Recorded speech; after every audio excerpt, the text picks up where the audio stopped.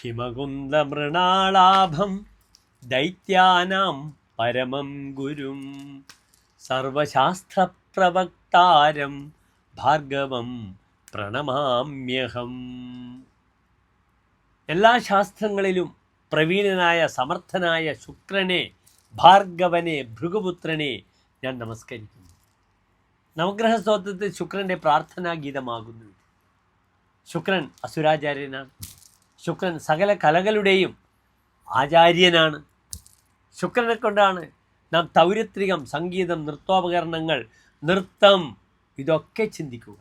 ശുക്രനൊരു ജാതകത്തിൽ നല്ല സ്ഥാനത്ത് നിൽക്കുകയാണെങ്കിൽ അഭിനേതാവാകാം, നല്ല ഗായകനാകാം, നല്ല പ്രണയിയാകാം. ഭൗതിക സുഖങ്ങളൊക്കെ തന്നെ ശുക്രൻ്റെ ധർമ്മമാകുന്നു. പ്രിയമുള്ള പ്രേക്ഷകരെ, നാം ഇവിടെ ചർച്ച ചെയ്യുന്നു ചാരവശാൽ ശുക്രൻ തൻ്റെ സ്വന്തം ക്ഷേത്രമായ ഇടവത്തിൽ നിന്നും മിഥുനത്തിലേക്ക് പ്രവേശിക്കുകയാണ്. എപ്പോഴാണ് പ്രവേശിക്കുന്നത്? എന്താണ് ശുക്രൻ്റെ മിഥുനൻ രാശിയിലെ ശുഭാശുഭ ഫലമെന്ന വിഷയമാണ് നാം ചർച്ച ചെയ്യുന്നത്. ശുക്രൻ്റെ ആശ്രയബലം മിഥുനരാശിയിൽ പറഞ്ഞിരിക്കുന്നത് വരാഹമിഹിര ആചാര്യൻ നൃപകൃത്യകരഃ അർത്ഥവാൻ കലാവിത് മിഥുനെ എന്നാണ്. നൃപകൃത്യകരഃ, നൃപസ്യ കൃത്യം കരോതി ഇത് നൃപകൃത്യകരഃ. രാജാവിൻ്റെ കർമ്മം ചെയ്യുക, വലിയ അധികാരികളുടെ, വലിയ മുതലാളിയുടെ കർമ്മങ്ങളൊക്കെ ചെയ്തു തീർക്കുക. കലാവിത്, കലയിലുള്ള ജ്ഞാനം. അർത്ഥവാൻ, ധനപരമായ അഭിവൃദ്ധി ഉണ്ടാവും. നല്ലൊരു ഫലമാണ് മിഥുനത്തിലെ ശുക്രന് പറഞ്ഞിരിക്കുന്നത്. ഇപ്പോൾ ശുക്രൻ മിഥുനത്തിൽ വന്നു, ബുധൻ ഇടവത്തിലും വന്നു. ഇവിടെ രണ്ട് ഗ്രഹങ്ങളും പരസ്പരം ക്ഷേത്രം മാറി നിൽക്കുന്നു. ഒരു പരിവർത്തന രാജയോഗമുള്ള സമയമാണ്. ശുക്രൻ കേവലം നിൽക്കുന്നത് 25 ദിവസം മാത്രമാണ് മിഥുനൻ രാശി. 2026 മെയ് 14 ശുക്രൻ മിഥുനത്തിലേക്ക് പ്രവേശിക്കുന്നത്.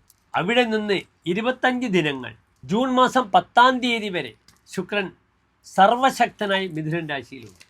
ഞാൻ പറഞ്ഞു, ശുക്രനാണ് ഭൗതിക സുഖം. ഇതേ ശുക്രൻ തന്നെ വാങ്ങലും കൊടുക്കലും വ്യാപാരവും കച്ചവടവും ഒക്കെ നാം ചിന്തിക്കും. എല്ലാ പ്രിയപ്പെട്ട പ്രേക്ഷകർക്കും ഈ ശുക്രൻ്റെ ചാരവശാലുള്ള ഫലത്തെ പറ്റിയുള്ള നമ്മുടെ ഈ വീഡിയോ ഉപകാരപ്പെടട്ടെ എന്ന് പ്രാർത്ഥിക്കുന്നു.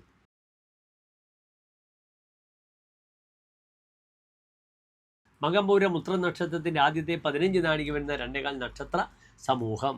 ഇവിടെ ശുക്രൻ നിൽക്കുന്നത് ചിങ്ങൻ രാശിക്കാർക്ക് നല്ല ഭാവത്തിലാണ്. 2 ഭാവങ്ങളുടെ ആധിപത്യമാണ്. ഒന്ന് എഡ്വൻ രാശിയുടെ കർമ്മഭാവത്തിൻ്റെ ആധിപത്യം, മറ്റൊന്ന് സഹായസ്ഥാനം, സഹോദരസ്ഥാനം. ഇവിടെ 11 നിൽക്കുമ്പോൾ സഹോദര ഗുണമുണ്ടാകും. അഭിമാനത്തോട് തനിക്ക് കാര്യങ്ങളൊക്കെ ചെയ്യുവാനുള്ള വലിയൊരു കഴിവുണ്ടാകാം. കർമ്മമേഖലയിൽ വളരെയധികം നല്ല മാറ്റങ്ങൾ ഉണ്ടാകാം. കർമ്മമേഖലയിൽ തനിക്ക് ആദരവ് ലഭിക്കാം. ഇതൊക്കെ സംഭവിക്കും. നല്ല ഭൃത്യന്മാരെ ലഭിക്കും. നല്ല ഉയർന്ന ജോലി ചെയ്യുന്ന ആളുകൾക്ക് തൻ്റെ പുതിയ സ്റ്റാഫുകളെ അപ്പോയിൻറ്റ് ചെയ്യാൻ, വിശ്വസ്തരായ ആളുകളെ ലഭിക്കുക, ഇങ്ങനെ ധാരാളം നന്മകൾ പ്രദാനം ചെയ്യും. ഇവിടെ ചിങ്ങൻ രാശിക്കാർക്ക് 11 ശുക്രൻ, അത് വ്യാഴത്തോടുകൂടി യോഗം ചെയ്യുന്നു. പലപ്പോഴും സന്താന വിഷയങ്ങൾക്ക് ഏറ്റവും അനുകൂലമായ സമയമാണ്. ഇവിടെ IVF മുതലായ ചികിത്സകൾക്കൊക്കെ മുമ്പോട്ട് പോകാം. അപ്രകാരം പ്രായമുള്ള മുത്തച്ഛനും മുത്തശ്ശിക്കും തങ്ങളുടെ മക്കൾക്ക് പുത്തൻ സന്താനങ്ങൾ വരുന്ന സമയമാണ്. രണ്ടാമത് സന്താനം വേണമെങ്കിൽ ഈ 25 ദിവസക്കാലം ഉത്സാഹിക്കുക, ഏറ്റവും നല്ല സമയമാണെന്ന് അറിയുക. സധനഹ എന്നാണ് വരാഹമിഹിര ആചാര്യൻ ഫലം പറഞ്ഞിരിക്കുന്നത്. ധാരാളം ധനത്തോടു കൂടിയിരിക്കും. 10ാം ഭാവത്തിൽ, ഇവിടെ 11ാം ഭാവമാണ്. സലാഭ, ധാരാളം ലാഭമുണ്ടാകും. 10ാം ഭാവത്തിലാണെങ്കിൽ ധനം, 11ാം ഭാവത്തിലാണെങ്കിൽ ലാഭം, ധനപരമായ ലാഭങ്ങൾ ഉണ്ടാകും. ഇവിടെ ഷെയർ മാർക്കറ്റ് ട്രേഡ് ചെയ്യുന്നവർക്ക് വളരെ നല്ലതാണ്.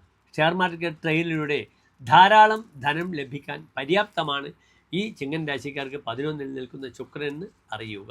ഭൃഗുർ ലാഭകോ ലാഭതോ യസ്യ ലഗ്നാൽ സ്വരൂപം മഹീപഞ്ച കുര്യാച്ച സമ്യക്. ലാഭസ്ഥാനത്ത് നിൽക്കുന്ന ശുക്രൻ സ്വരൂപം, നല്ല രൂപത്തെ ഉണ്ടാക്കുന്നു. മഹീപം, രാജതുല്യമായ പദവി ലഭിക്കുന്നു. ലസൽ കീർത്തി സത്യാനുരാഗം ഗുണാഢ്യം, തൻ്റെ ഗുണങ്ങളാൽ താൻ ആദരിക്കപ്പെടുന്നു. ലസൽ കീർത്തി സത്യാനുരാഗം, സത്യത്തോടുള്ള അനുരാഗം, കീർത്തി ഉണ്ടാവുക, ഇതൊക്കെ സംഭവിക്കും. മഹായോഗം ഐശ്വര്യ തേജോധികഞ്ച, നല്ല യോഗങ്ങൾ, ഐശ്വര്യം, കൂടുതൽ തേജസ്. ഏതായാലും ഈ 25 ദിനങ്ങൾ ചിങ്ങൻ രാശിയെ സംബന്ധിച്ചോളം ഏറ്റവും നല്ല സമയമാണ്. ചിങ്ങൻ രാശിക്കാർക്ക് ഇതാ വ്യാഴം 12ാം ഭാവത്തിലേക്ക് വരുന്ന സമയമാണ്. ജൂൺ 1 മുതൽ. അതിനു മുമ്പ് എല്ലാ കാര്യങ്ങളും തീരുമാനിക്കാൻ വളരെ അനുകൂലമാണ്. സന്താന വിഷയമായാലും ചെറുമക്കളുടെ വിഷയമായാലും അവർക്ക് വേണ്ടുന്ന സാമ്പത്തികമായ വിഷയത്തിലായാലും വളരെ നല്ല അനുഭവം തരുന്ന സമയമാണ്. ഉത്സാഹിക്കുക. എല്ലാവിധ മംഗളങ്ങളും. നമസ്തേ.